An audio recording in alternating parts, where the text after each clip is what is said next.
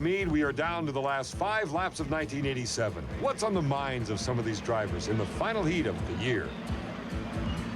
Oh, we want to do this in style. We want to pull this one off. We're going to do our best. Boy, am I glad it's over.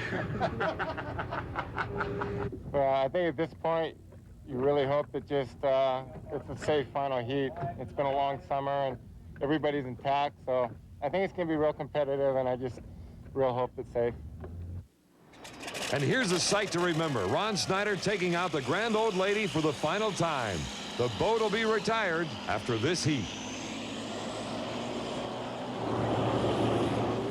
All 6 boats are out and running for the last final heat of 1987. The Pringles, the Wholesome Miss Madison, better make it Mrs. Madison, the Lighthouse Inn, the Miller, and the Budweiser. The Budweiser already has the national championship tucked in its pocket. Now it's just time to have fun. And here they come for the start, the final in the Budweiser Silver Cup. All the boats right on the button as they come down the straightaway, right down Broadway, and on the outside looks like, yep, it's the Budweiser with Jim Kropfeld trying to get a jump on the Miller American, but not this time. Look who's on his inside. It's the Miller and Chip Hanauer out of Seattle with a slight lead going into the first turn. On the inside, the Mr. Pringles, the familiar stripes across the cowling as Scott Pierce tries to hold on to the Miller. The Budweiser and the Pringles battling for second and third right now. The Budweiser out in lane number 3 behind the Rooster Tail. Look at this, the battle for 4, 5, and 6. The Wholesome Miss Madison, the Lighthouse Inn, and it's going to be, well, when these drivers get together for the last final heat of the year, they tend to air it out, to have fun, and just go for broke, and that's exactly what you're seeing. On the inside is the Mr. Pringles. There's the Budweiser in second place. And in first place is the Miller American as they come down, and look at the traffic jam coming around the second turn, completing lap number 1.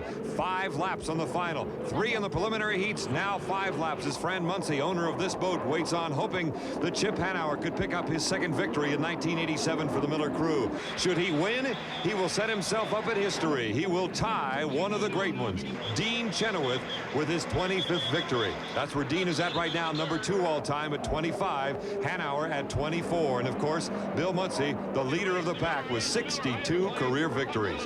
The Miller American coming down to about to complete lap number 2, an average speed better than 123 miles per hour. Second place and third place right here, the Bud and the Pringles. Where's the Bud going? On the inside, cutting in towards the Pringles is the Budweiser. I don't know what happened, but somehow the Budweiser cutting in, it looked like he may have hooked, maybe his steering went, we don't know, but he took the right fairing from the Mr. Pringles. The wing, I don't know how it's even staying up there on the chimney or the exhaust pipe or that turbine.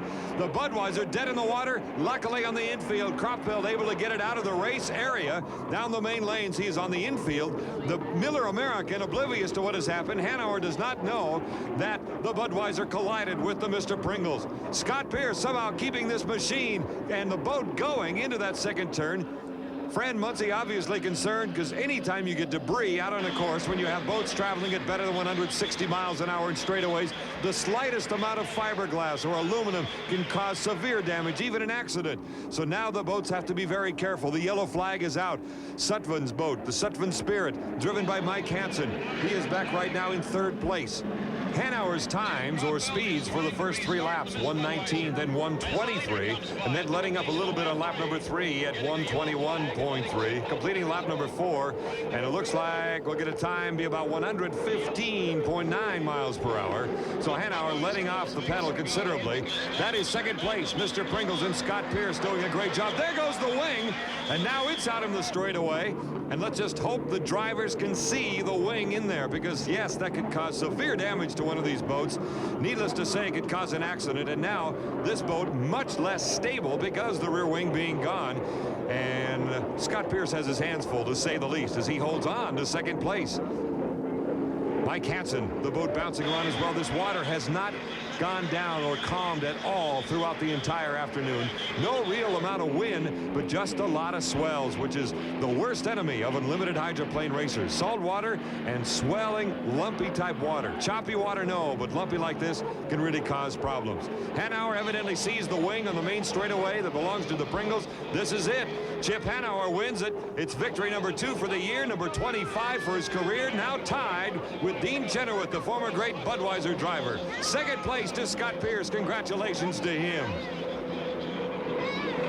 third place. What a day for Mike Hansen and Richie Sutphen's Spirit.